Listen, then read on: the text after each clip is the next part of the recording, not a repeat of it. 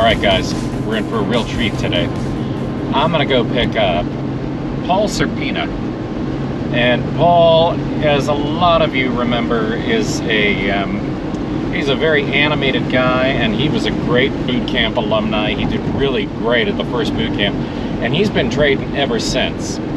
And as a matter of fact, I'm going to call him out on the fact that he is now no longer running his company, and that trading is kind of what he does now. And that's great, because that's everybody's goal. But the other thing that I want to focus on is Paul is super centered, and he manages to keep everything in perspective. And I really believe that perspective is the thing that's made him successful trading. So you guys all remember the big gains he had in Tesla and like all this other stuff that he was trading. But this guy is amazing on so many levels, and just like a lot of the boot camp folks, he has become one of my best friends, and I am so happy that he's in town. So he's in from Arizona. I'm gonna go pick him up at the Fairmont, and let's see what we can get out of Paul.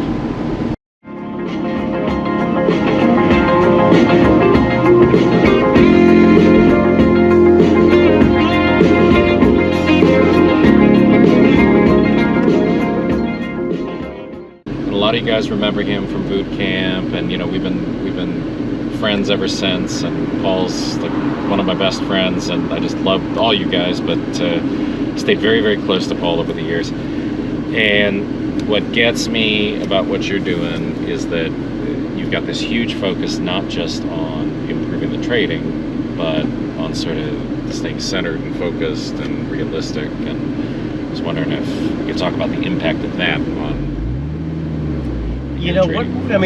what I've realized in trading is your trading, at least in my case, is a direct result of where your head's at on any given day. I mean, it really is. It's it feels like if you're off, your trading's going to be off. If you start the day with the intentions of like, hey, you know what, I can't be thinking about anything else but what I'm setting out to do this morning in my trading, and to be patient. I think the biggest thing is patience sometimes, especially when how many times have we all just looked at a pattern and go, why didn't I see that coming? I mean, I saw that. It was right in front of me, but I chose the wrong direction. Right. So, it could be... And then you'll pick the wrong direction 5 minutes later again because you're mad. That's... You want revenge, right?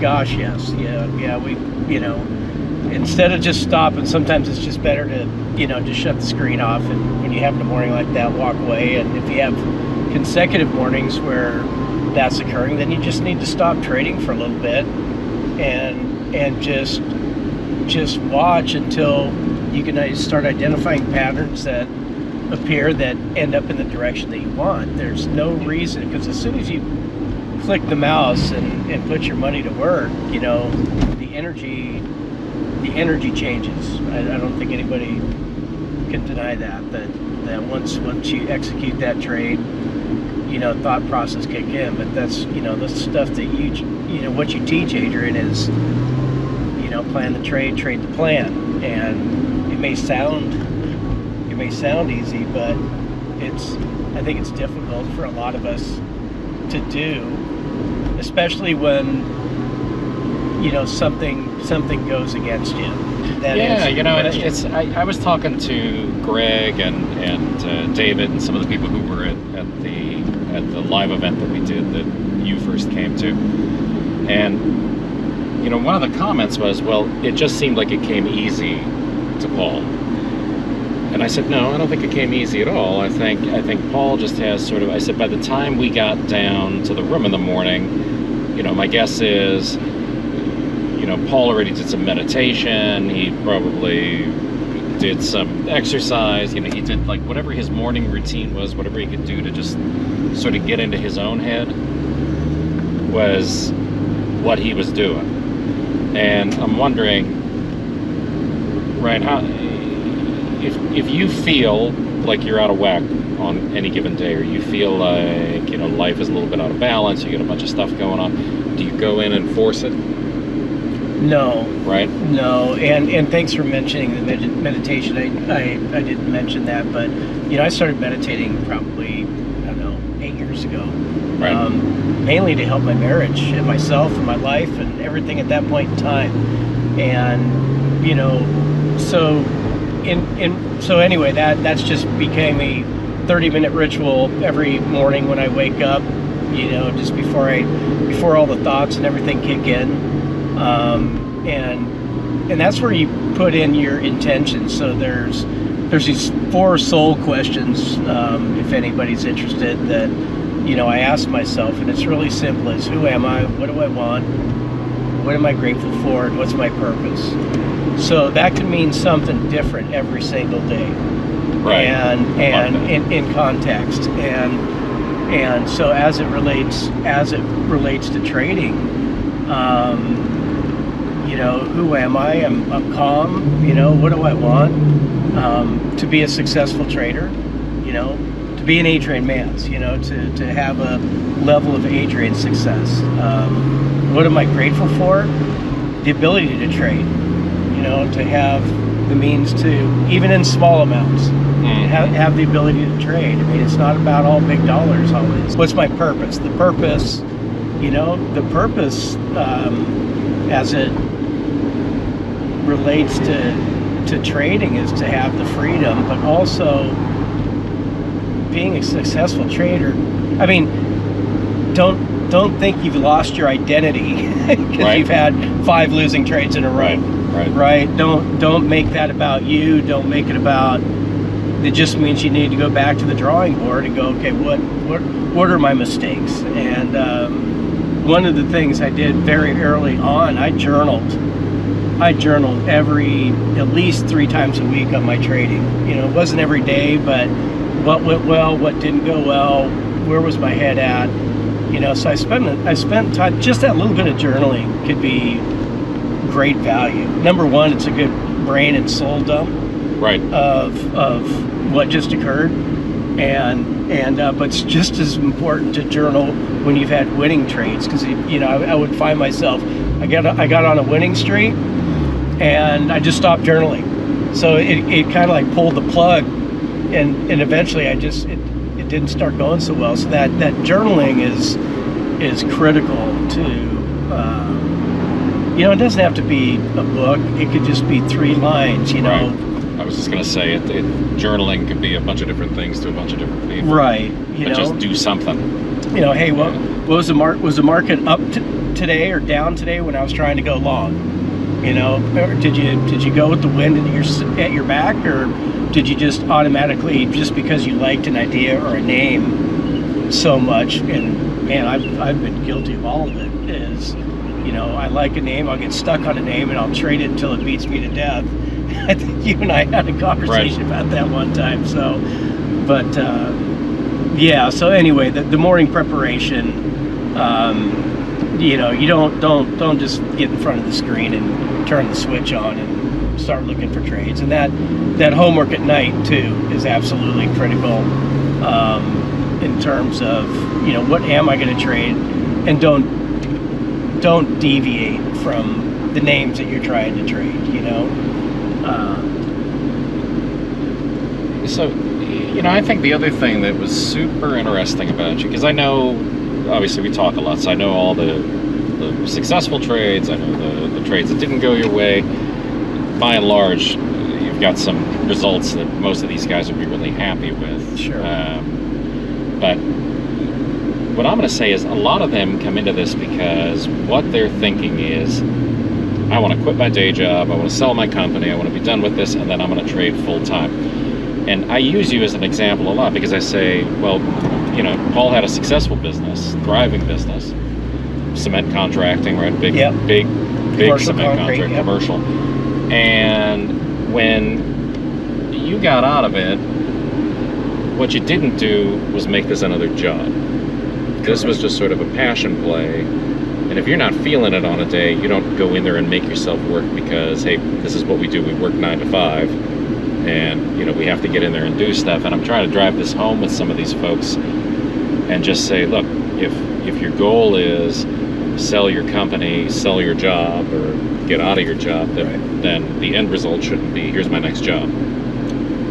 Without a doubt. In fact, I've traded less this year. I retired in June. I've traded less this year than any other year. I mean, just out of, number one, just getting your life aligned, and whether it's your health, whether it's your marriage, whether it's, whatever it is, to just make sure your life is in balance, to be prepared to trade. And I've actually, because I have the extra time now, I've actually stepped back a bunch to be more intentional and good, and not just trade for the sake of trading. Right. If that makes sense. It makes total sense, because I see lots and lots of people who, they get in there and their intention is, I need to get up and I need to make some money today, and because that's what I need to do, not because they need the money, but because, no, if I'm going to be successful,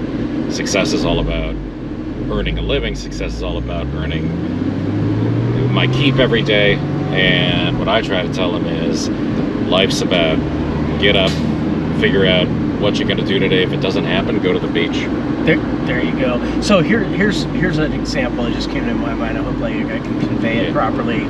Is going back, and this is where the journaling and the homework, and just paying attention to your history. And your history's tough to face once in a while, right? But I've found that, let's just say I want to make $2,000 a week. How many of us have made $2,000 in 10 minutes? Well, right. A lot of us, right? Well, if your goal is that, then make your $2,000 and then just sit back and wait. If you, at the end of the month is what really matters. Right. To me anyway. And you don't have to trade every day to meet your financial goals. Is what I'm finding to be true for myself. Right. I mean, obviously the market. Granted, Adrian, you've perfected the gap trading in the morning, but I've found that slowing down my time frames works better for me. Yeah. Looking for a kings and queens on a 15-minute chart versus a 2-minute chart. Sure. And man, if you just go back and look at all your patterns, and maybe I'm going off on a tangent here, but if you just go back at the end of the day and you got your watch list of 10, 20 stocks, whatever, go back and look at a 15-minute chart. I mean, you've taught us all the patterns. How often do those patterns occur, and did the follow through happen? And 9 times out of 10 they do. On a 5, but on 15s, it's a stronger signal. Right. So longer time frame's always going to be more direction. Yeah. I think it's sort of summing up what you're saying is, let them come to you. Yep. Right. Don't force them, and only trade when your head's in the right place, and keep some balance, and you'll hang on to your money and maybe make some. There, absolutely. And so obviously we all have busy lives and stuff, but my best trading right now seems to be when I'm up at the cabin in the mountains with no distractions, and or our little place in California here, when I'm by myself and I'm not trying to go out and do things with the wife and the kids. But when I have a full day to myself, then I can turn on the screen and I can wait. I definitely use your reversal periods. That 6:50 to 7:05. The clock. Yeah. The clock is huge, and I try to right now is just stay out of that first 15 minutes unless I got something really compelling, that just looks like a no-brainer. So, but that's what I do, and it's I think, once again, just be kind to yourself and just spend more time watching that screen to look for those patterns, to to show up. And I don't know if that's some of the challenges that some of your trainers are having, but patience has got to be. I would even tape the word patience on your laptop or your screen, you know, just as a reminder, because I tell a lot of these folks, I'm like, make a checklist. yep. You know, just make sure that you can tick all the boxes before you take it. And if it's happening too fast to tick all the boxes, then it's probably not going to work out in your favor anyway. Absolutely. And I've created, and I can send it to you. It's in here somewhere. But I've got a list of trading notes that I've developed. That's not in my phone at this moment. That I can share with you, but it's a checklist. You know, is the market going up? Is it going down? Is it choppy? It's, you know, is there news coming out? You know, is the Fed coming out today? Just being aware. Is there, if you got names that you're trying to trade, double check and make sure there's not some crazy piece of news that you missed on a company that you're trading that could go against you without you paying attention. So it doesn't take long. I mean, it's a 10-minute drill. Right. To go through the checklist and stay focused. Don't get too anxious. Don't get too eager. And yeah. So like here's my trade notes, and I'll be happy to send this to you. But I when I look at this, I just do so much better. So, sure. Yeah. So anyway, hopefully that helps. I'm gonna assume it's definitely gonna help folks out. So thank you. It's always cool to talk to you, but I think this is gonna be really nice for the rest of the guys. Beautiful. I'm grateful, and you guys don't quit. Believe in yourself. There you go. That's the bet. Most important.